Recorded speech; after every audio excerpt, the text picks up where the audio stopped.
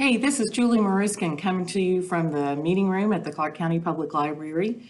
We are temporarily closed while we're waiting on Governor Beshear to give us the all clear, and we are offering services to you as much as possible. If you have digital access, you can check out lots of books, you can check out movies, you can stream or download. And one of the things that we hope to offer to you are programs we would normally be having, but we're going to do them online. And this one is our basic seed starting program. It is the 26th, and I am running a little behind on starting my own seeds. I usually start them in the middle of March, but I've started them as late as the second week in April and still gotten viable tomatoes. So I'm going to show you the basics that I use. I use very, very simple stuff and things that are easy to get your hands on because they're recycled products. One of the things that I really like to use to start, we're starting tomatoes and peppers today with an extremely simple setup. And what I'm going to do with a lot of my plants, rather than having to use an electric setup at home, if you have a great southern southeastern window, you're pretty much good to go if your cats don't get in it to start some seeds of tomatoes especially. Peppers can be a little trickier. They like things a little warmer, so just be sure you don't have peppers in a cool spot. Those two plants are closely related, but they have different ideas about what they're going to do once you put the seed in the soil. So today we're doing a little flat of peppers, and what I brought in to show you is, this is one of my favorite all-time recyclables. This is a plastic box that mushrooms once came in. It held 8 ounces of mushrooms. A lot of mushroom growers have gone to cardboard boxes, and you can recycle cardboard boxes as well to start a lot of plants in because they're deep enough. So you want a container, and like I said, plastic, cardboard. People used to use ceramic containers as well. I like anything that you can put holes in the bottom of, because when I'm starting something that is a tomato or a pepper, anything in that family, they do like to have good drainage. They don't like to have wet feet. So I have taken my handy dandy push pin and I pushed a lot of little holes in the bottom. I probably have about 30 holes that I just put in with the tack essentially on the bottom of this. And that's going to let me water from the bottom, and it's going to let me have good drainage for my little guys once they're up and running. So this is what we're going to use. This is an 8-ounce mushroom till. That's what they're called in the industry. One thing that you probably have around in your house is a little box that strawberries or tomatoes, cherry tomatoes, or maybe berries came in. And I'm going to give a big shout out to our senior cataloger at the Clark County Library, Pat Taylor, because all year long, Pat is so good, and she's a great vegetable eater, and she eats the way all of us should eat. We like to think that we eat that way, but she's a very healthful eater. And she brings me all of her beautifully washed containers all through the year so that we can use these for seed starting. So I'm not going to use one of these today, although they're easier because you can turn them into a little terrarium all by themselves. They've got the lid. I am going to start in one of these first, but I am going to tell you a little bit about mixing your soil. You don't need anything terribly expensive. Get a good soil, and these are peat based, so they're sterile. This is going to be good, clean soil. If you do want to use your compost, go out to your compost heap, enjoy the sunshine while you're out there, because during the pandemic, at least we've got clean air and we've got clean water, so you can get outside. UV rays are shown to keep bacteria and viruses in check. So one thing that we know, because we're librarians and we have a lot of access to really weird information, is that during the 1918 flu epidemic, people got better faster if they had access to fresh air and sunlight. And I think that's probably true for all of us, just to give us a boost in here. So get out and play in the dirt, get out and play in your garden. So now's a great time to do it. I'm going to talk a little bit about your soil prep. The minute I find my there it is. The minute I find my 1 cup measure. Obviously, you don't need a whole lot of stuff if you're just doing a few varieties of tomatoes and it's just for you at home. And I actually use the same method when I grow out all the plants for the seed programs. So what I use is a 1 cup measure, and for every 3 cups of dry seed starting mix, you want to add approximately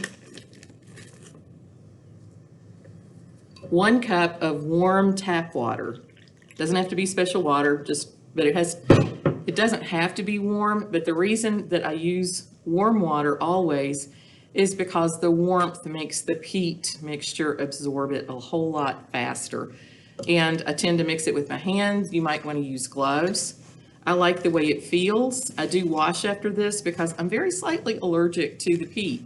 It's no big deal, but if you are doing big production in greenhouses, people tend not to want to breathe the peat because it's very fine, and they tend not to want to stay in it for a long time. This is an organic product from Lambert. You can also find Jiffy Mix at local stores that's organic. So if it is organic, it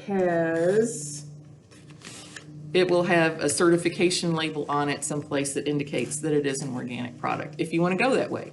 Most of them are, so they're very simple mixes. And you don't want to use potting soil for a lot of plants just because your germination is going to be delayed a little bit. It'll work as long as it's sterile and it's a good product, but it's a little heavy to get seeds up and running if you're in a hurry, and I am kind of this year.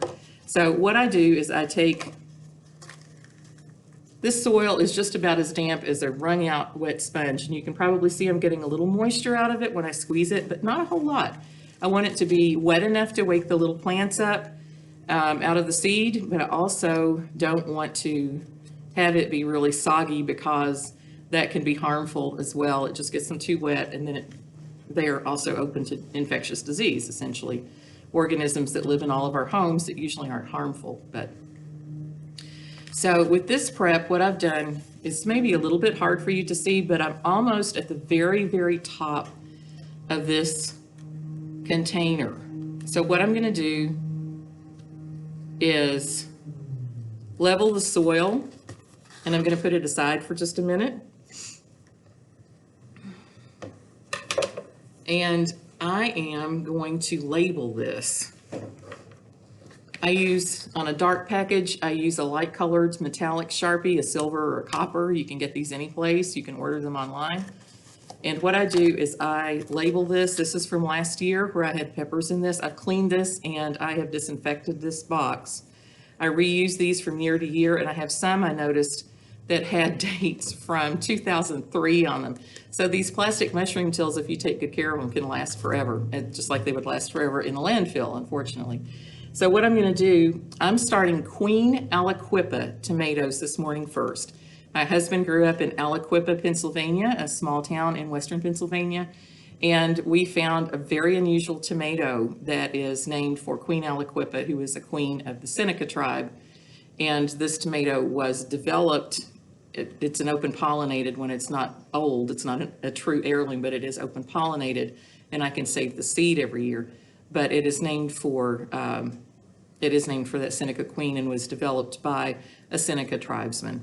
So I'm going to write on the very lip of this, if I can find a good place to do it, Queen Aliquippa. And I'm going to put the date on this because I want to know when I started these seeds. With tomato seeds, if I don't have germination in about 10 days, my seed is too old and I need to start over. So I can start tomato seed with a little warmth in the bottom. Will come up in about 3 to 4 days if it's fresh. Tomato seed has one of the longest viabilities of any of the plants that we start in our gardens. You can keep tomatoes at room temperature under great circumstances, and if the tomato was well processed when you pulled it out of the plant, of the fruit, I've had tomato seed last with decent viability. 75% of the seed started after 10 years. So I started Yellow Buckeye, which is a Kentucky yellow beefsteak last year, and that one I had in my drawer for 10 years, and I ended up with almost 80% germination. It was a determined survivor. So today is the 26th, so I'm going to put March 26th, 2020 on the side so that I know that I started. I can just look at this box and know that I did that. I also keep a running tablet because I do keep a garden journal from year to year, which has been very helpful. It's not anything fancy. It's not really pretty. It's just a series of notebooks where I keep information about the plants I have in my yard. I keep maps in it so that I know. I have no idea sometimes with perennials, what has come up. So that's the first thing that's going. I've got my pad dated March 26th, 2020, and I am starting Queen Aliquippa today. Okay, so here's my packet of Queen Aliquippa that I saved. I'm going to start about 20 plants, and 20 to 30 is about all you do want to start. I don't want to put that over that because I'm going to put this off to the side. You don't want to start it over your general soil container, because if you do, you will end up with strange seeds in strange places as you continue to dip out of your container. Trust me, I've done that. Ask me how not to do something.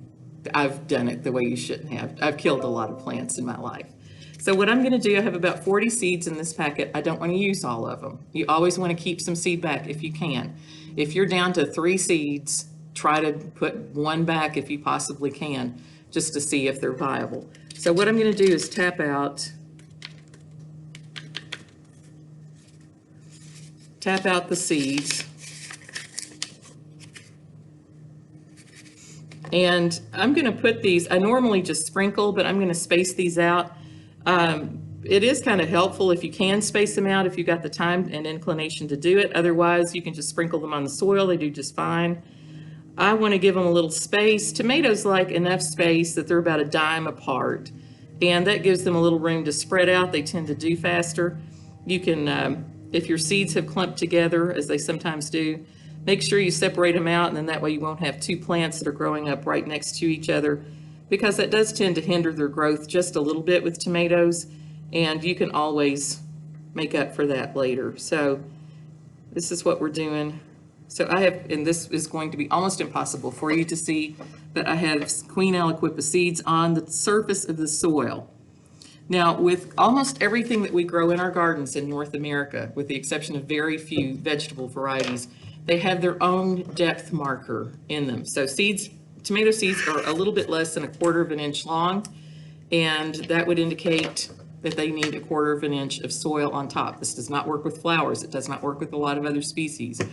But it does work with almost everything that we put in our gardens. If you have a bean and it's 1 inch long, you need to put it about 1 inch down in the soil, because that's going to be an appropriate depth for it to get started. It's about how far those seeds would work down into the soil over the course of the winter if they were dropped naturally. So obviously, the smaller the seed, the lighter the soil covering, and the larger the seed, the greater the soil covering. So again, tomato seeds about 1/4 of an inch long, and so I'm going to sprinkle what I think is about, it is not an exact thing, but I have done this for a while. I could measure this, and it's probably 1/4 of an inch to 1/3 of an inch when I put the soil down on it. So what I'm going to do is put it on there lightly. I'm pressing it down so that it tucks the seeds in. These are babies, so you want to tuck them in for the night, and you don't want to pack it down like brown sugar, but you do want to make sure that the seeds come into contact with that damp soil.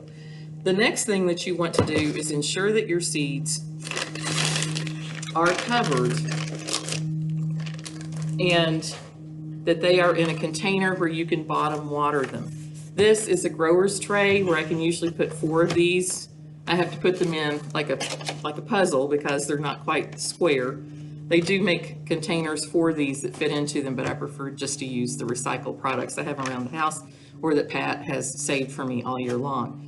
So what I normally do is just take these, fit them in there 4 at a time.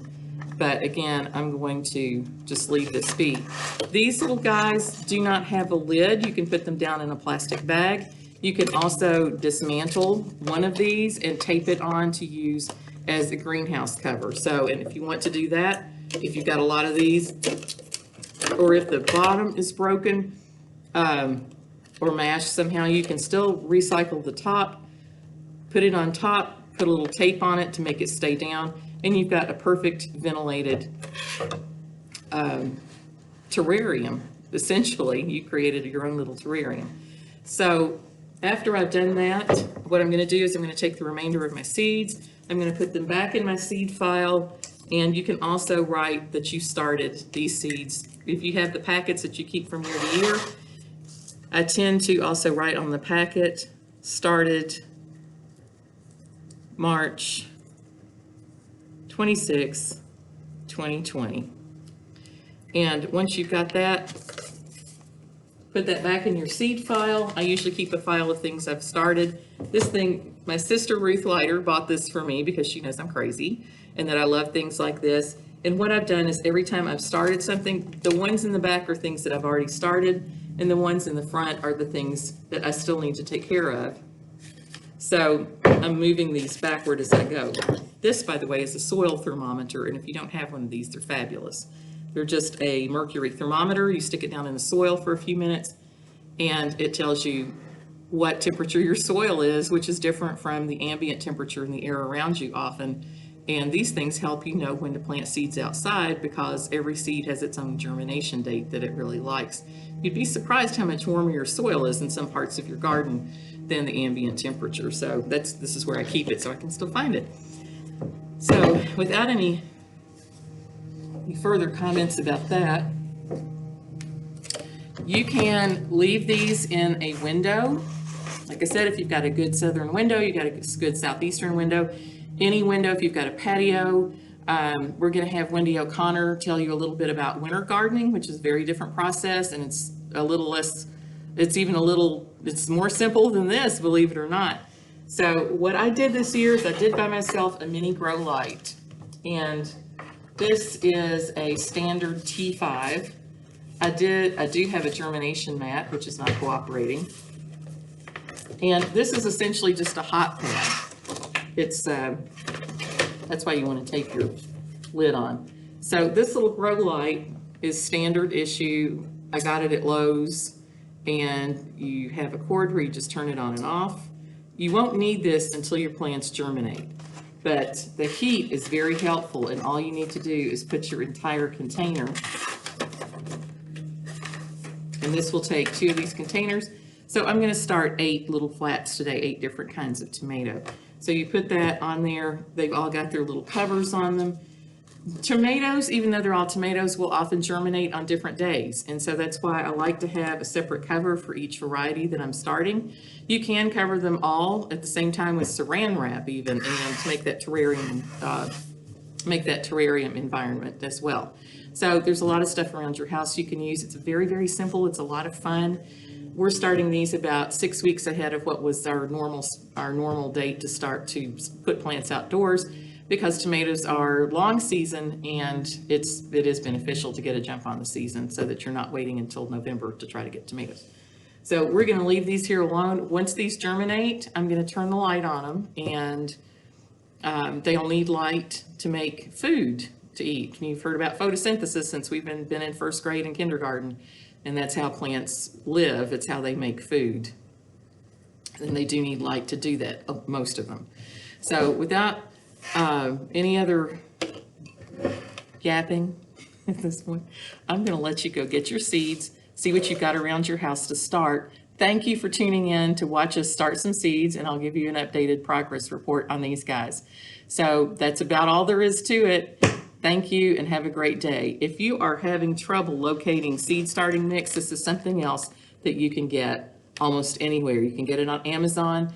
Some landscaping supply stores, I think, are still open, so you can get something like this from Southern States as well. Tractor Supply, Rural King, anybody, and some Walmarts and Lowe's also have these. So this is an agricultural supply. You should be able to still get this.